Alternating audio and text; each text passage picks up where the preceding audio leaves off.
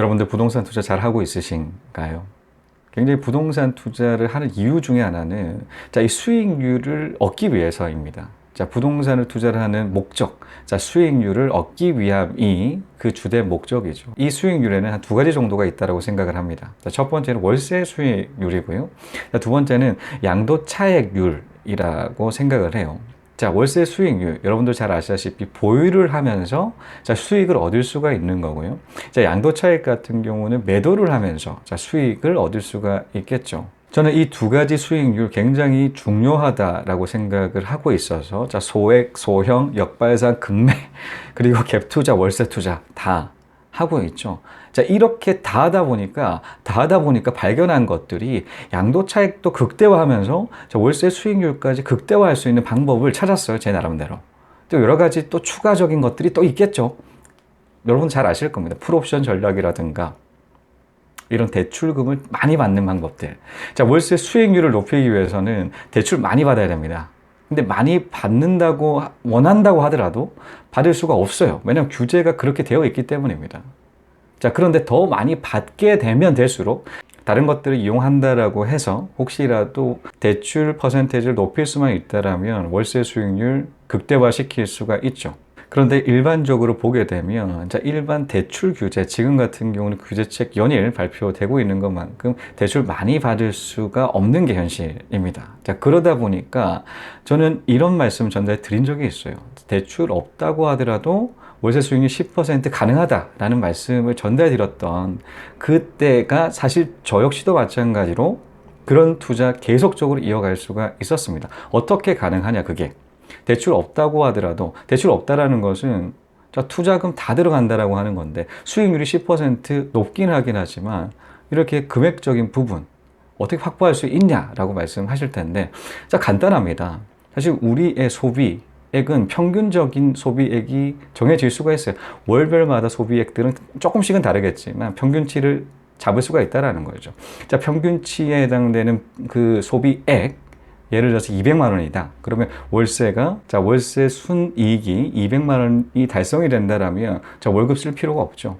월급 100% 저금이 가능해지는 구조가 됩니다. 저 역시도 마찬가지로 월세 한 150 정도가 넘으니까 투자에 굉장히 속도가 붙는다는 사실 확인했어요. 어떻게 가능하냐. 해외 주재원 근무 때 사실 저 같은 경우는 여러 번 말씀드렸습니다. 한 달에 3만 원도 안 썼던 그런 기간들이 굉장히 많았다. 투자보다, 그러니까 소비보다는 투자에 굉장히 만족감을 느꼈기 때문에 소비를 뒤로 하고 투자에 열중했던 그 시기 때 굉장히 지출 낮췄다라는 것이죠. 그러다 보니 월세도 다 모으면서 월급까지 같이 모아지는 그런 이중적인 소득 구조가 만들어짐을 확인했고, 그렇게 만들어졌던 그 자금 같은 경우는 고스란히 부동산 투자에 쓰였죠. 그러다 보니까 제가 발견했던 부분, 대출 없다고 하더라도 10%에 해당되는 물건들에 집중을 했고, 그에 해당되는 물건들을 한 8채 정도를 샀었어요. 그 8채를 어제였죠. 그 해당되는 지역에 가서 대출을 실행을 합니다. 대출을 실행을 8채를 했는데 사실 7채까지 밖에 안 됐어요. 한 채는 너무 대출금 낮아가지고 그냥 안 받기로 하고 7채를 트라이를 했습니다. 근데 여러분도 잘 아실 거예요. 무주택자에 해당되는 사람이 한 건에 해당되는 대출 70% LTV, DTI로 70%까지 받을 수가 있습니다. 그 이후부터는 60%에서 반공제가 들어가요. 반공제, 제가 살고 있는 지역 같은 경우는 1,700만 원 정도가 들어가는데, 그러다 보니까 60%보다 훨씬 덜한 퍼센테이지로 잡히겠죠. 그런데 이런 덜한 퍼센테이지가 잡힐 수밖에 없는 구조임에도 저는 80%를 받았습니다. 어떻게 이게 가능할까요? 그 부분 디테일하게 말씀드릴게요. 사실 저 같은 경우는 여러분 잘 아실 거예요. 이 마이너스 통장에서 시작하는 부동산 투자에서도 정말 디테일하게 말씀드렸습니다. 저는 대출 시점과 매입 시점을 차이를 둬요. 그 매입했을 때에 바로 대출을 실행하지 않는다라는 것입니다. 왜 그렇게 하냐? 왜냐하면 매입했던 그 당시에 대출을 받는다라고 하게 되면 평균 매매가가 KB 시세의 평균 매매가가 있고, 매입가에 해당되는 금매, 저는 금매 전문가이기 때문에 금매로서 낮은 금액으로 잡히겠죠. 이 금액적인 차이가 있습니다. 예를 들어서 KB 시세가 한 1억이라고 칩시다. 1억이라고 치고 제가 샀던 금액은 8천이에요. 2천만큼의 갭이 발생을 하죠. 자, 그런데 보통 일반적으로 통상적인 대출 규정 같은 경우는 KB 시세를 따르지만 매입했던 그 시기에는 자, 매입 그 금액을 설정을 하게 됩니다. 매입금에 해당되는 퍼센테이지를 적용시킨다라는 것이죠. 그러다 보니까 2천만 원만큼 대출을 덜 받아요. 앞서도 말씀드렸듯이 대출을 많이 받으면 받을수록 여러분들 월세 수익률은 높아집니다. 이율 굉장히 낮죠. 대출, 담보대출에 해당되는 이율 같은 경우는 3에서 한 4% 정도 됩니다.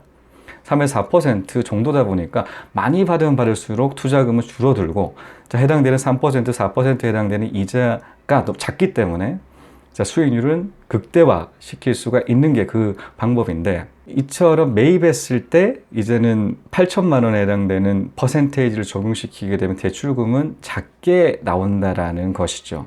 자, 그러다 보니 자, 싸게 금매로 샀던 그 부분을 한 텀을 돌려요. 어떻게 한 텀 돌리냐? 뭐 여러 가지 방법들이 많습니다. 저는 뭐 일반적인 통상적인 방법을 대입한다라면, 자, 일단 갭 투자 들어가죠. 갭 투자로서 들어갔던 거를 한 2년 정도가 전세 만료 시점 때쯤 이제 대출을 실행을 하는 거예요.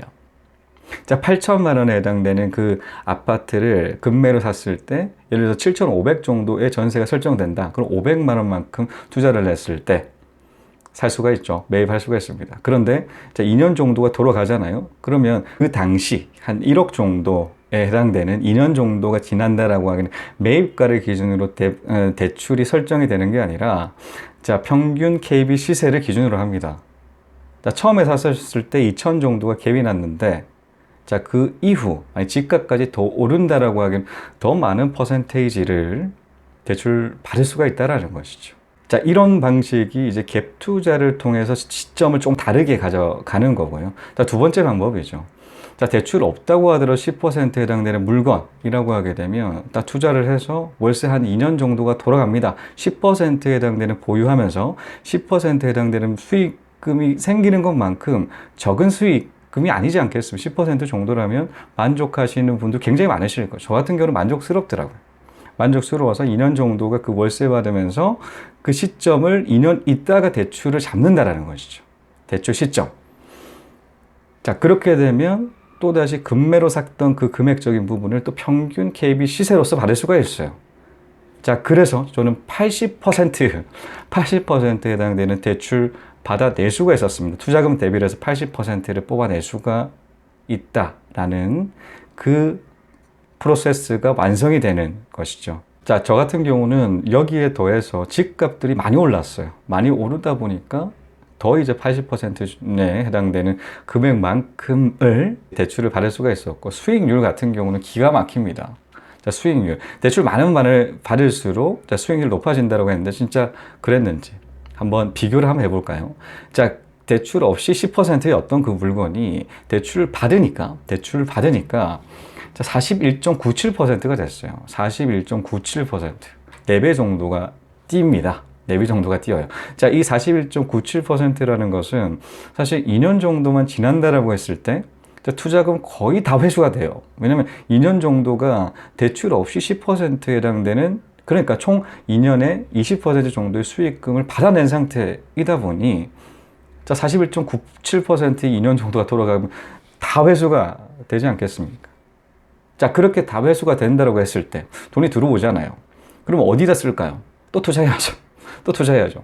계속적으로 투자 한 건씩 계속 이렇게 투자 가능해질 수밖에 없는 구조가 만들어진다는 것이죠. 그렇게 이 순이익금들이 계속적으로 증가가 돼요. 순이익금이 증가가 되는 부분 여러분들 선택하시면 됩니다. 앞서 제가 말씀드렸듯이 저는 투자를 한다라고 말씀드렸는데 투자하지 않고 나는 그냥 막 쓸란다. 쓰셔도 돼요.